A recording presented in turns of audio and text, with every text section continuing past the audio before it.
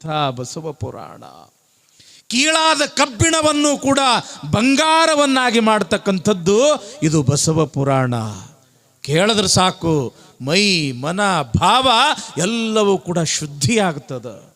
ಶ್ರದ್ಧೆಯಿಂದ ಕೇಳಿದ್ರೆ ಸಾಕು ಬೆಟ್ಟದಷ್ಟು ಗುಡ್ಡ ಇದ್ರೂ ಕೂಡ ಕರಗಿ ಅದು ಬೂದಿಯಾಗಿ ಬಿಡ್ತದ. ಅಂಥ ಒಂದು ಅದ್ಭುತವಾಗಿರ್ತಕ್ಕಂಥ ಶಕ್ತಿ ಈ ಬಸವ ಪುರಾಣದೊಳಗೆ. ಹೀಗಾಗಿ ನಾಡಿನೊಳಗೆ ಈ ಬಸವ ಪುರಾಣ ಅಂತಂದ್ರೆ ಅಷ್ಟು ಖುಷಿ. ಹಾನಗಲ್ಲು ಕುಮಾರ ಶಿವಯೋಗಿಗಳು ಶಿವಯೋಗ ಮಂದಿರ ಸ್ಥಾಪನೆಯನ್ನು ಮಾಡಬೇಕಾಗಿತ್ತು ಅಂತಂದ್ರೆ, ಅಖಿಲ ಭಾರತ ವೀರಶೈವ ಮಹಾಸಭಾ ಸ್ಥಾಪನೆ ಮಾಡಬೇಕಾಗಿತ್ತು ಅಂತಂದ್ರೆ, ಈ ಬಸವ ಪುರಾಣವನ್ನು ಹೇಳ್ತಾ ಜನರನ್ನು ಜಾಗೃತಿಯನ್ನು ಮಾಡ್ತಾ ಅಪೂರ್ವವಾಗಿರ್ತಕ್ಕಂಥ ಸಮಾಜಕ್ಕೆ ಸೇವೆ ಸಲ್ಲಿಸಿದವರು ಹಾನಗಲ್ಲ ಕುಮಾರ ಶಿವಯೋಗಿಗಳು. ಇವತ್ತು ಆ ಕುಮಾರ ಶಿವಯೋಗಿಗಳು ಕಟ್ಟಿಸಿರ್ತಕ್ಕಂಥ ಶಿವಯೋಗ ಮಂದಿರದೊಳಗೆ ನಮ್ಮಂಥ ನೂರಲ್ಲ ಸಾವಿರ ಸ್ವಾಮಿಗಳು ತಯಾರಾಗ್ತಾರೆ.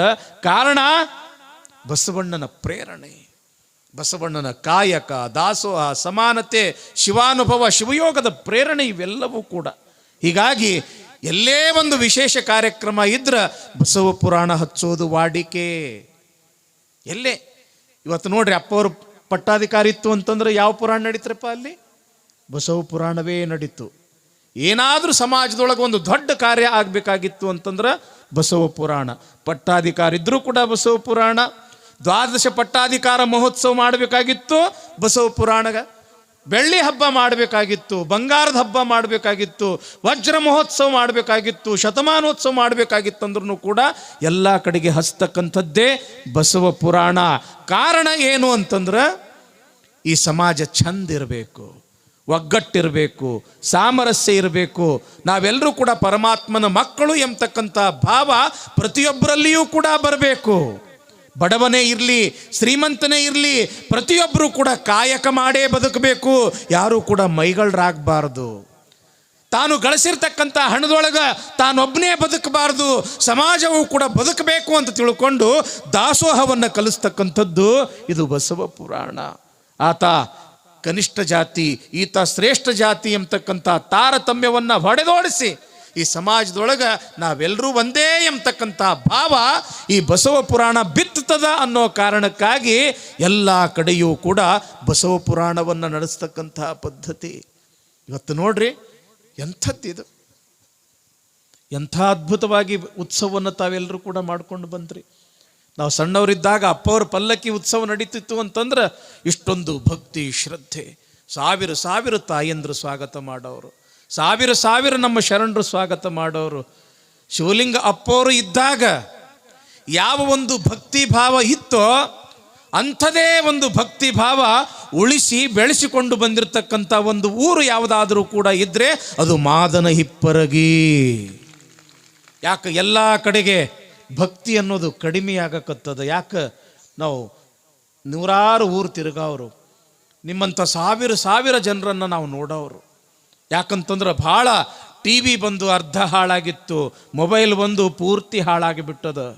ಆದ್ರೆ ಇಲ್ಲಿ ಮೊಬೈಲ ಬರಲಿ, ಟಿ ವಿನ ಬರಲಿ, ಕಂಪ್ಯೂಟರ ಬರಲಿ, ಏನೇ ಬಂದರೂ ಸಹಿತ ಅದೇನು ಶಿವಲಿಂಗಪ್ಪ ಅವರು ಹಾಕಿ ಕೊಟ್ಟಿರ್ತಕ್ಕಂಥ ಭಕ್ತಿ ಅದು ಮತ್ತಷ್ಟು ಗಟ್ಟಿನೇ ಆಗ್ತದಂತ ತೋರಿಸಿಕೊಟ್ಟಿರ್ತಕ್ಕಂಥ ಊರ ಅದು ಮಾದನ ಹಿಪ್ಪರಗಿ.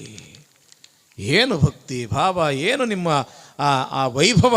ನಿಜವಾಗಲೂ ಕೂಡ ಕಣ್ಣಂಚಿನೊಳಗೆ ಆನಂದದ ಬಾಷ್ಪಗಳು ಬಂದು ನನಗೆ ಹಳೆಯ ಆ ದಿನಮಾನಗಳು ನನಗೆ ನೆನಪಿಗೆ ಬಂದು, ನನ್ನ ಗುರುಗಳು ಶಿವಲಿಂಗಪ್ಪ ಅವರು ನನಗೆ ನೆನಪಿಗೆ ಬಂದು ನೋಡ್ತೀವಿ, ಏನು ಖಂಡೇಶನ ಗುಡಿ ಇದು, ಖಂಡ್ರಾಯನ ಗುಡಿ ಏನದು?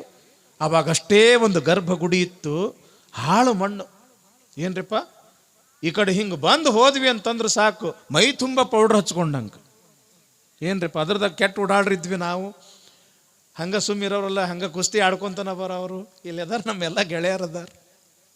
ಸಿಕ್ಕಾಪಟ್ಟೆ ಜಗಳ ಆಡ್ತಿದ್ವಿ, ಸಿಕ್ಕಾಪಟ್ಟೆ ಗುದ್ದೆ ಆಡ್ತಿದ್ವಿ. ಏನದು, ಅದೊಂದು ದಿನಮಾನವೇ ಬೇರೆ. ಅಂಥ ಒಂದು ಮಣ್ಣಿನ ಹುಡಿಯಲ್ಲಿ ಇರತಕ್ಕಂಥ ಇವತ್ತು ಖಂಡ್ರಾಯನ ಗುಡಿ ಎಷ್ಟು ಅದ್ಭುತವಾಗಿ ನೀವು ಕಟ್ಟಿದ್ದೀರಿ, ಎಷ್ಟು ಅದ್ಭುತವಾಗಿ ನೀವು ಬೆಳೆಸಿದ್ದೀರಿ, ಎಷ್ಟು ಶ್ರದ್ಧೆಯಿಂದ ಕಾಪಾಡ್ಕೊಂಡು ಬಂದಿರಿ ಅಂತಂದ್ರೆ ಕೈಲಾಸ ಮ್ಯಾಲಿಲ್ಲ, ಖಂಡ್ರಾಯನ ಗುಡಿಯೊಳಗ ಐತಿ ಅನ್ನುವಂಗೆ ನೀವು ಅಷ್ಟು ಅದ್ಭುತವಾಗಿ ನಿರ್ಮಾಣ ಮಾಡಿರಿ. ಭಾಳ ಖುಷಿ ಅನ್ನಿಸ್ತು, ಭಾಳ ಭಾಳ ಭಾಳ ಆನಂದ ಅನ್ನಿಸ್ತು. ಅದಕ್ಕೆ ಈಗ ನಾ ಹೇಳೋದು ಇಷ್ಟೇ, ಇವತ್ತು ಪ್ರಾರಂಭ, ಹೆಚ್ಚಿಗೆ ಏನು ಹೇಳೋದು ಬೇಡ. ಯಾಕೆ ಇನ್ನು ಇಬ್ಬರು ಅಪ್ಪವ್ರ ಆಶೀರ್ವಚನ ಅದ. ಇನ್ನು ನಾಳೆಯಿಂದ ನಮಗೂ ನಿಮಗೂ 20 ದಿವಸ ಗಂಟ ಅದ.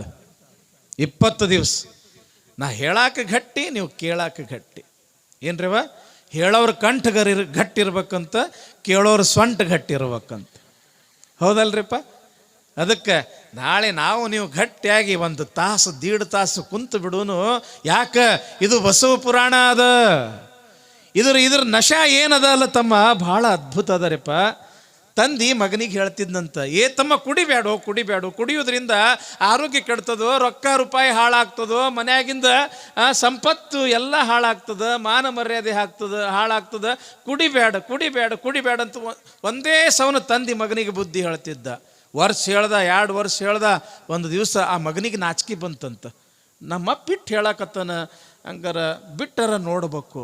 ಯಪ್ಪ ಇನ್ನು ಮುಂದೆ ನಾ ಕುಡಿಬಾರ್ದು, ಹೌದಲ್ಲ? ಕುಡಿಬಾರ್ದು ತಮ್ಮ. ಆದ್ರೆ ನಂದು ಒಂದು ಮಾತು ನಿಂದು ಕೇಳಬೇಕು. ನಿನ್ನ ಮಾತು ನಾ ಹೆಂಗೆ ಕೇಳ್ತೀನಿ, ನಂದು ಒಂದು ಮಾತು ನೀ ಕೇಳಬೇಕು. ಏನು ಹೇಳು? ಏನೂ ಇಲ್ಲ, ಇದೊಂದು ಬಾಟ್ಲಿ ನೀ ಮೊದಲು ಕುಡಿದ ಬಳಕೆ ಹೇಳು, ಕುಡಿಬೇಡ ಅಂತ ಅವಾಗ ನಾ ಬಿಡ್ತೀನಿ. ಇದು ಒಂದು ಕೆಲಸ ಮಾಡಿದ್ರೆ ಪಾಪ ನನ್ನ ಮಗ ಕುಡಿಯೋದು ಬಿಡ್ತೈತಿ ಅಂತ ತಿಳ್ಕೊಂಡು ಆ ಬಾಟ್ಲಿ ಕಟ ಕುಡಿದು ಬಿಟ್ಟ. ಯಾವಾಗ ಅಪ್ಪ ಕುಡ್ದ ಆವಾಗ ಮಗ ಕೇಳ್ತಾನೆ, ಯಪ್ಪ ಮತ್ತು ನಾ ಕುಡಿಲ್ಯೋ ಏನು ಕುಡಿಯೋದು ಬಿಡ್ಲ್ಯೋ? ಏನು ಅನ್ಬೇಕು ಅವ್ರ ಅಪ್ಪ, ಮಗನ ನೀ ಕುಡ್ದರ ಕುಡಿ, ಬಿಟ್ಟರ ಬಿಡು, ನನಗೆ ಮಾತ್ರ ಇನ್ನೊಂದು ಬಾಟ್ಲಿ ತಂದು ಕೊಡು. ಯಾಕದು ನಶೆ ಅನ್ನೋದ ಹಂಗ. ಅದು ಒಮ್ಮ ಅದು ಬಿತ್ತು ಚಟ ಅಂತಂದ್ರೆ ಮುಗ್ದ ಹೋತದು. ಬಿಡುದು ಭಾಳ ಒಜ್ಜಿ. ಆದ್ರೆ ಒಂದು ಮಾತು ತಮ್ಮ, ಒಂದು ಮಾತು ಮಾತ್ರ ಸತ್ಯ. ಅದು ಕುಡಿಯೋದ್ರಿಂದ ಎಲ್ಲ ಹಾಳಾಗ್ತದ. ಇದು ಬಸವ ಪುರಾಣ ಅನ್ನೋದು ಕೂಡ ಒಂದು ನಶೆ ಅದ. ಇದನ್ನು ನೀವು ಕೇಳ್ಕೊಂತ ಹೋದ್ರಿ ಅಂತಂದ್ರೆ ಇದು ಏನು ಮಾಡಿಬಿಡ್ತದ ಅಂತಂದ್ರೆ ನಿಮ್ಮನ್ನು ಉದ್ಧಾರ ಮಾಡೇ ಕೈ ಬಿಡ್ತದ. ಅದು ಹಾಳು ಮಾಡ್ತದ, ಇದು ಉದ್ಧಾರ ಮಾಡ್ತದ. ಅದು ಹಾಳು ಮಾಡ್ತದ, ಇದು ಉದ್ಧಾರ ಮಾಡ್ತದ. ಅದಕ್ಕೆ ಇದು ಇರೋದು ಒಂದೇನು 20 ದಿವಸ ಅದ.